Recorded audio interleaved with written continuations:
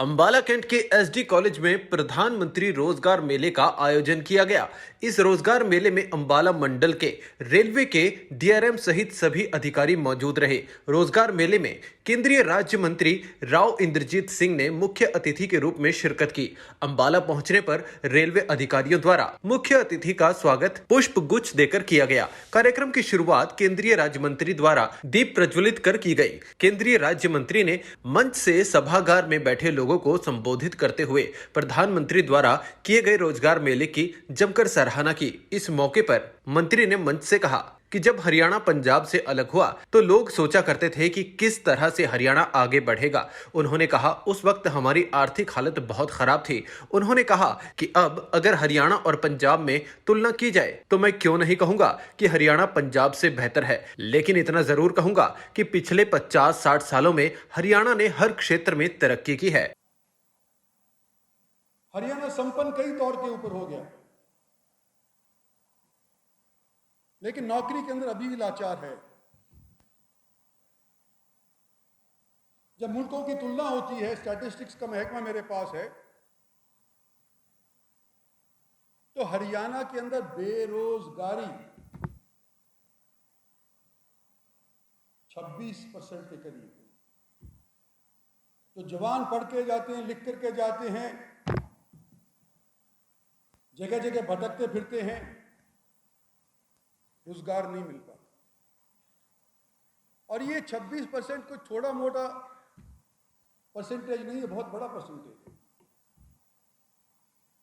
शायद बिहार हो, यूपी हो सकता है छत्तीसगढ़ हो, झारखंड हो, जो प्रदेश कमजोर समझे जाया करते थे, उनसे तो हम अव्वल हैं। लेकिन अनेक ऐसे और प्रदेश हैं जिससे हम काफी गुना पीछे भी। तो जिम्मेवारी उन यंग कंधों के ऊपर जाती है जिन लोगों ने आज परीक्षा पास करके आज ये मकाम हासिल किया है। तो आज आपके बीच में मैं आया हूँ, और ये भी आपने देखा है कि किस तरह से प्रजातंत्र के अंदर जब मेजॉरिटी गवर्नमेंट आती है, निर्णय लेने होते हैं, आराम से लिए जा सकते हैं। और जो ये हमारी पोल बनी है देश के अंदर और विदेश के अंदर पिछले 8-10 साल के अंदर, इसको कायम रखने के लिए, इस देश का नाम बढ़ाने के लिए, खास तौर के ऊपर इस 5 वर्षीय योजना, तो मैं नहीं कहूँगा, ये जो 5 साल हमारे शासन का हुआ है 19 से लेकर के और 24 तक का, इसमें खास प्रयास करने की आवश्यकता है, मैं मानता हूँ। क्यों कि 3 साल तो हमारे कोविड ने खो दिए। जो तरक्की देश ने करनी चाहिए थी उसकी रफ्तार थम गई। अब 1 साल बचा है, इसके अंदर पूरी तौर के ऊपर न केवल भारत सरकार बल्कि प्रादेशिक सरकार भी प्रयास करने लग रही है, और आप लोगों का योगदान अपेक्षित है। आज आप सभी को मुबारक देते हुए मैं अपना स्थान ग्रहण करता हूँ। जय हिंद।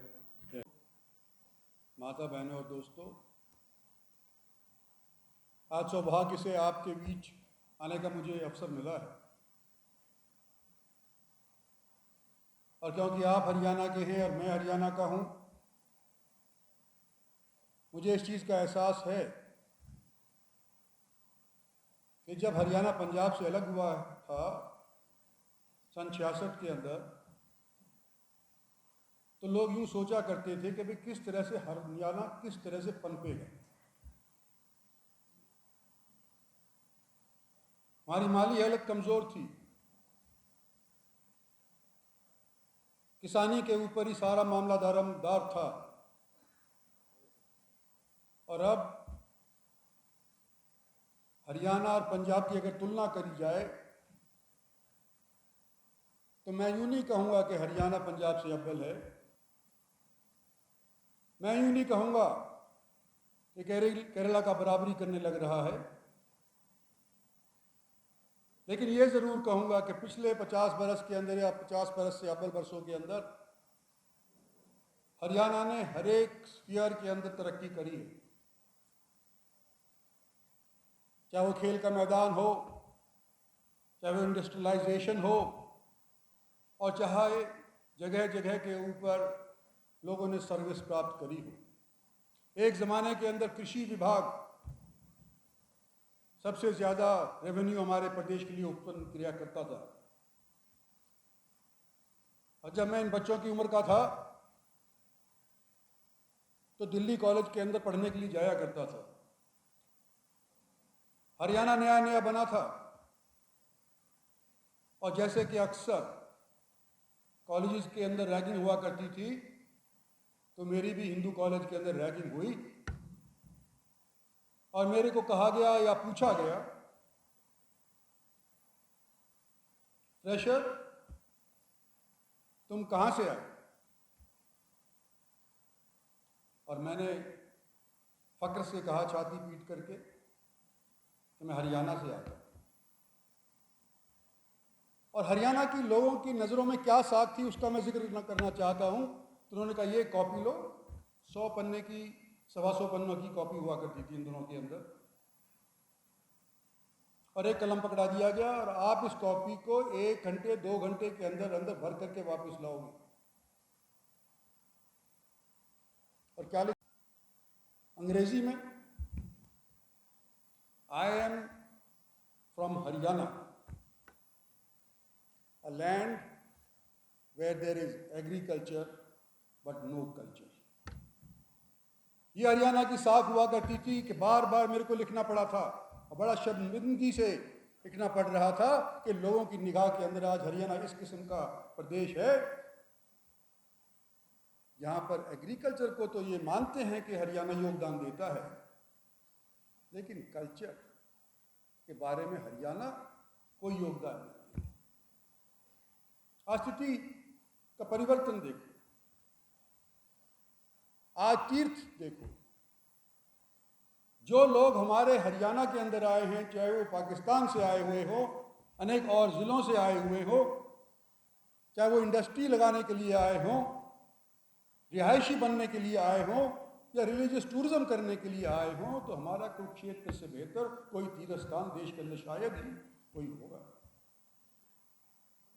और जब मैं ये बात आपसे कहता हूं, और मुझे राजनीति के अंदर 40-42 साल हो गए,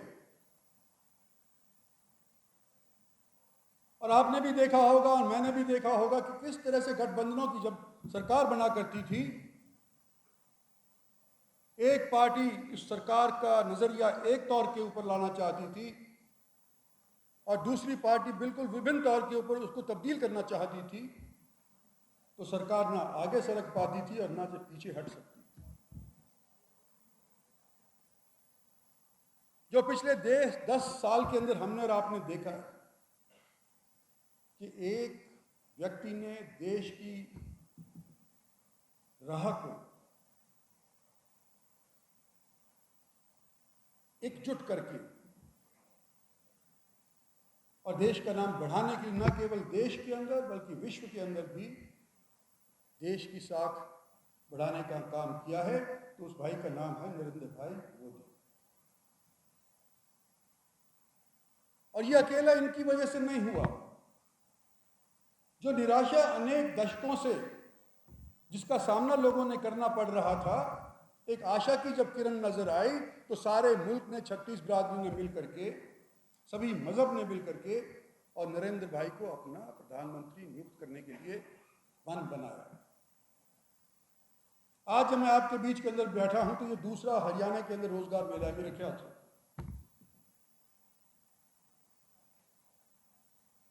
हरियाणा संपन्न कई तौर के ऊपर। भारत सरकार की तरफ से एक इनिशिएटिव आया जिसका मैं प्रतिनिधि बनकर के आया हूं।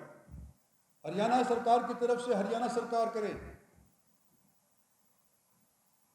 वो ब्यौरा अपना खुद दे सकते हैं, लेकिन भारत सरकार की तरफ से प्रधानमंत्री का दूत होने के नाते मैं आपके बीच के अंदर उपस्थित इसलिए हुआ हूं कि ये जो विडंबना है, हरियाणा समृद्ध प्रदेश माना जाता है, गोवा के बराबरी तो नहीं कर रहा, लेकिन केरला की तो बराबरी पर कैपिटा इनकम के तौर के ऊपर कर ही सकता है, लेकिन फिर भी इतनी ज्यादा बेरोजगारी यहां पे है। उसको हल करने के लिए भारत सरकार ने जो कदम उठाए थे, उसकी दूसरी कड़ी के अंदर आपके बीच के अंदर उपस्थित आज के दिन में हुआ। जो लोग आज अपॉइंटमेंट लेटर पाएंगे नरेंद्र भाई मोदी के बोलने के उपरांत, 209 करीब के बंदे ऐसे हैं और महिलाएं ऐसी हैं जिनको आज अपॉइंटमेंट लेटर मिलेगा। 27-28 ऐसे हैं जिनको मेरे हाथ से अपॉइंटमेंट लेटर देने की बात आज इस स्टेज के ऊपर कही गई। हरियाणा के अंदर केंद्र सरकार की तरफ से ये जो दूसरा कदम है और जो आप लोग आज के दिन पहली बार सरकारी नौकरी के अंदर प्रवेश करने का एक दरवाजा खोल रहे हैं, मैं आज आप सभी को मुबारकबाद देना चाहता हूं। मैं साथ साथ आपके घर वालों को भी मुबारकबाद देना चाहता हूं कि परीक्षा में आप पास हुए, इंटरव्यू में आप पास हुए और जवानी के दौर के अंदर ये पहली बार आप लोगों ने वो नौकरी हथियाई जो 26% हमारे प्रदेश के लोगों के हाथ नहीं आता। हमारा दायित्व बनता है, चाहे बड़ा हो छोटा हो, कि जिसको भी जो जिम्मेदारी दी जाती है,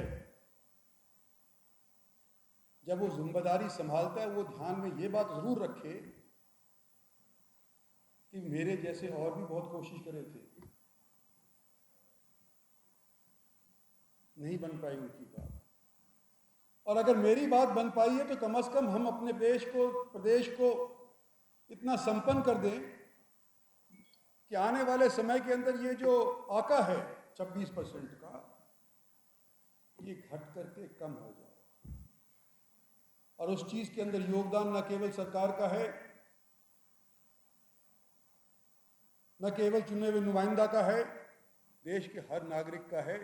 और खास तौर पर ऐसी ही तमाम खबरों के लिए आप देखते रहें अंबाला ब्रेकिंग न्यूज। आप हमें फेसबुक पर लाइक करें, यूट्यूब पर भी सब्सक्राइब करें और अपने एंड्रॉइड के प्ले स्टोर और एप्पल मोबाइल के ऐप स्टोर से हमारी app Ambala breaking news download करना ना भूलें।